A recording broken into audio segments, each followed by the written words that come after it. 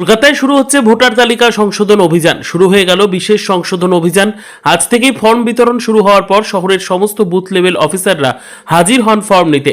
আগামীকাল থেকেই তারা বাড়ি বাড়ি ঘুরে বৈধ ভোটারদের নাম যাচাই করবেন। ভুল নাম বা মৃত ভোটারদের নাম বাদ দেওয়া হবে। ভোটার তালিকা আপডেটের এই কাজ সহজ নয় বলে জানিয়েছেন বহু বিএলও। একাধিক বাড়িতে উপস্থিত না থাকার সমস্যা, ঠিকানা পরিবর্তন বা ডকুমেন্ট ঘাটতির কারণে কাজের জটিলতা বাড়ে বলে তাদের দাবি। তবুও সঠিক ভোটার তালিকা তৈরির লক্ষ্যে তারা প্রস্তুত, জানালেন একাধিক বিএলও।